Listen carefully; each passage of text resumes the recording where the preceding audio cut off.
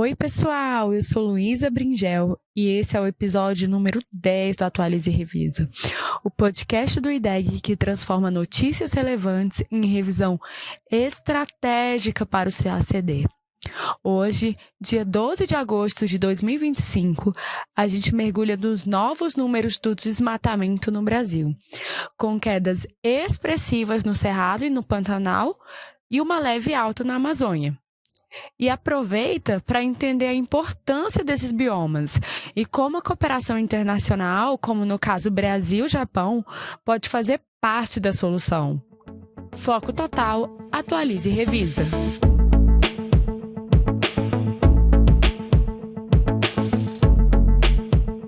O Ministério do Meio Ambiente e o Instituto Nacional de Pesquisas Espaciais divulgaram nesta quarta-feira, 6 de agosto, dados que misturam alerta e boas notícias. Vamos começar pelo bioma que sempre chama mais atenção, a Amazônia. Houve uma alta de 4% no desmatamento entre agosto de 2024 e julho de 2025. Mas, mesmo com essa subida, o resultado ainda é o segundo menor da série histórica. Estamos falando de 4.495 km² sob alerta, sendo que a maior parte dessa área vem dos incêndios florestais. Já o corte raso, aquele desmatamento mais tradicional, caiu 8%, mostrando que a fiscalização tem surtido efeito. No Cerrado, o cenário é ainda melhor. Depois de 4 anos de crescimento, houve queda de 20% no desmatamento. E o Pantanal teve um resultado impressionante, redução de 72% na área destruída, mesmo vivendo o que especialistas chamaram de o pior cenário climático da história do bioma. No total, o Brasil registrou uma queda de 61% nas áreas queimadas em julho, em comparação com o mesmo mês do ano passado, e uma redução de quase 57% no número de focos de calor. Parte desse resultado vem das condições climáticas menos severas em 2025, mas também de ações coordenadas entre governo federal e estados. Enquanto se combate o desmatamento e os incêndios, surge uma frente de recuperação. Um novo projeto entre Brasil e Japão vai usar tecnologia de ponta e dados de satélite para recuperar pastagens degradadas no Cerrado. A iniciativa envolve a Embrapa e uma universidade japonesa, com apoio também da Agência de Cooperação do Japão. A meta é regenerar áreas que somam mais de 40 milhões de hectares, combinando análise de solo e inteligência climática.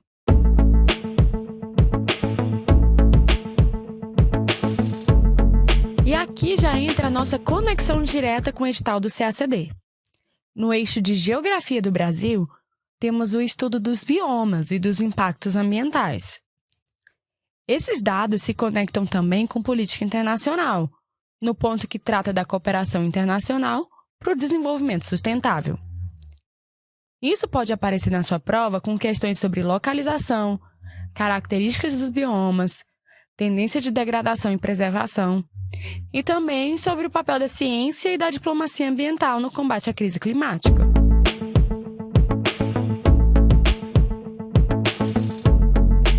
Vamos aprofundar em algumas questões bem importantes para entender o cenário completo.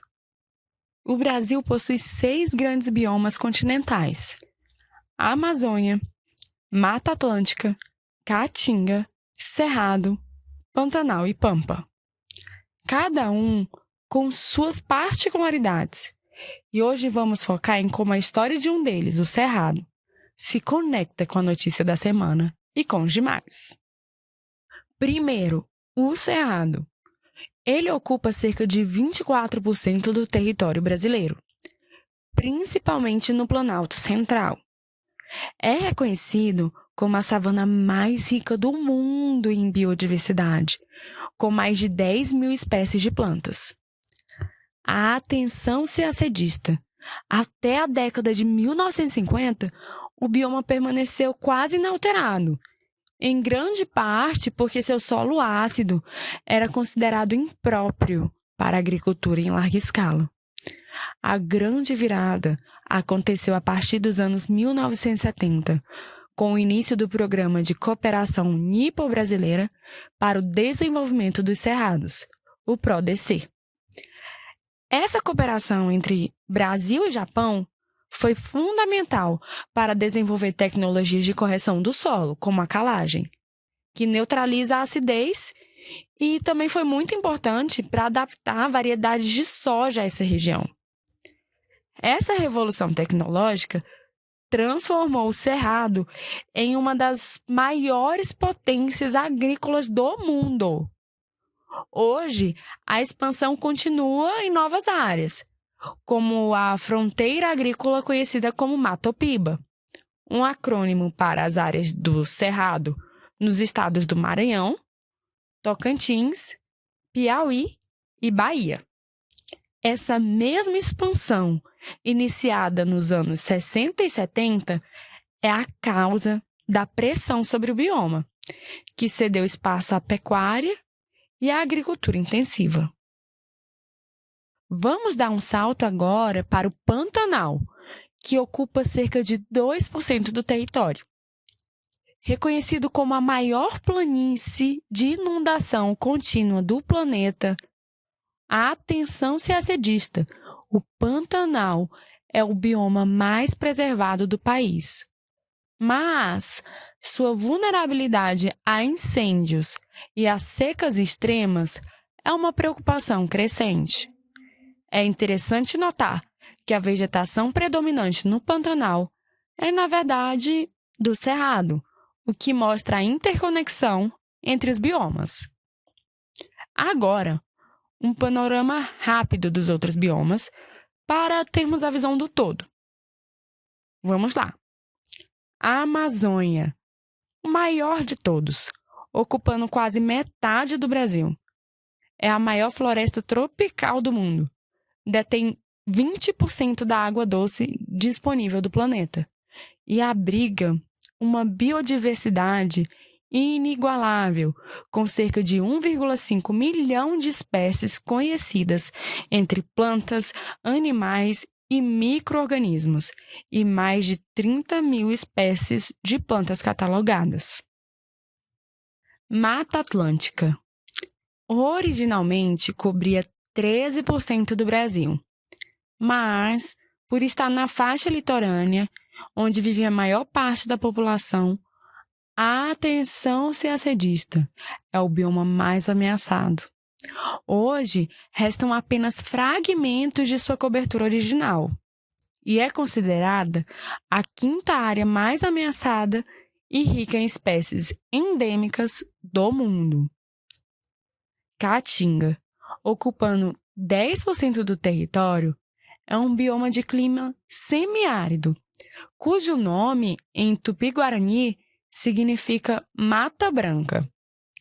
Sua vegetação perde as folhas durante a seca e renasce com as chuvas. Infelizmente, encontra-se bastante alterada pela substituição da vegetação nativa por pastagens e agricultura, com desmatamento e queimada sendo práticas comuns. Pampa, restrito ao sul do Rio Grande do Sul, ocupa 2% do território nacional. É caracterizado por campos de ervas e arbustos, e por um clima chuvoso com invernos frios. A paisagem foi largamente modificada pela atividade humana, sendo usada como pastagem natural e para o cultivo de arroz. A cooperação Brasil-Japão, que no passado transformou o Cerrado em um gigante agrícola, ressurge agora com um novo foco: usar tecnologia de ponta para recuperar as áreas degradadas por essa mesma expansão. Isso mostra como a colaboração internacional pode evoluir para enfrentar os desafios ambientais que ela mesma, indiretamente, ajudou a criar, alinhando-se a metas globais, como as do ODS 15.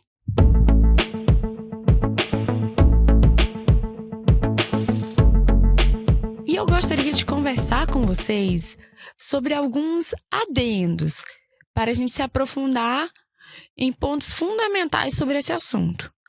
Primeiro, o conceito de hotspot de biodiversidade, que se aplica perfeitamente ao Cerrado e à Mata Atlântica. Um hotspot é um local com altíssima diversidade biológica e muitas espécies endêmicas, ou seja, que só existem ali, mas que, ao mesmo tempo, já perdeu pelo menos 70% de sua vegetação original, estando sob forte ameaça. E isso nos leva à pergunta central: por que a biodiversidade importa tanto para a diplomacia? Porque ela é, cada vez mais, uma questão de soberania, desenvolvimento e disputa internacional. Historicamente, a própria ciência geográfica foi sistematizada no século XIX para subsidiar os projetos imperialistas e colonialistas das potências europeias, tratando o reconhecimento das terras e dos recursos como uma ferramenta de poder. Hoje, essa lógica se atualiza. O conceito de território para a geografia não é apenas um espaço físico, mas uma porção de espaço delimitada por relações de poder. Nossos 6 biomas continentais e 3 biomas marinhos são, nesse sentido, territórios estratégicos. Por isso, o tema é permanente em fóruns multilaterais. Essa discussão entre nações ricas e em desenvolvimento não é nova. Ela foi uma marca da Conferência de Estocolmo em 1972, onde os países do Sul impuseram a conexão entre a pauta ambiental e os problemas sociais. Desse debate, consolidou-se um princípio-chave do direito ambiental: a atenção CACDista. Os estados têm o direito soberano de explorar seus recursos, mas também a responsabilidade de não causar danos ao meio ambiente de outros estados. Tratados como a Convenção sobre Diversidade Biológica e o Protocolo de Nagoya são herdeiros diretos dessa tensão. E, mais recentemente, o Acordo BBNJ de 2023 expandiu essa governança para o alto mar, regulando o uso da biodiversidade marinha para além das jurisdições nacionais. No âmbito interno, essa soberania se exerce por meio de um robusto arcabouço legal. Além do artigo 225 da Constituição Federal, a grande virada foi a atenção CACDista à Política Nacional do Meio Ambiente, de 1981, que é um verdadeiro marco da nossa legislação. Outra ferramenta essencial é o Sistema Nacional de Unidades de Conservação, criado em 2000, que materializa a proteção em 2 categorias: as unidades de proteção integral, que são as mais restritivas, e as de uso sustentável, que permitem o uso direto dos recursos, mas de forma planejada. E para fechar o adendo ou os adendos, a diferenciação técnica. Desmatamento por corte raso é a remoção total da vegetação de uma área, enquanto queimadas podem ser naturais ou provocadas e têm efeitos diretos sobre a fauna, o solo e o ciclo hidrológico. Entender esses conceitos, junto com a dimensão geopolítica e jurídica da biodiversidade, é absolutamente fundamental.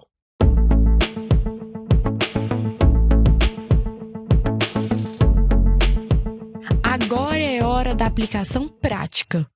Na primeira fase, o tema pode aparecer com perguntas sobre porcentagens e tendências recentes de desmatamento, definição de hotspot, diferenças entre biomas e tipos de desmatamento, a localização geográfica do Cerrado e do Pantanal. Na fase dissertativa, espere questões pedindo para analisar políticas públicas brasileiras de combate ao desmatamento, assim como para comparar a situação entre diferentes biomas e avaliar a importância da cooperação internacional e de tecnologias ambientais para atingir metas como desmatamento zero até 2030. Olha, a banca já cobrou em anos anteriores conceitos de hotspot, dados de biomas brasileiros e acordos ambientais. Esse tema une tudo isso e com dados atualizados.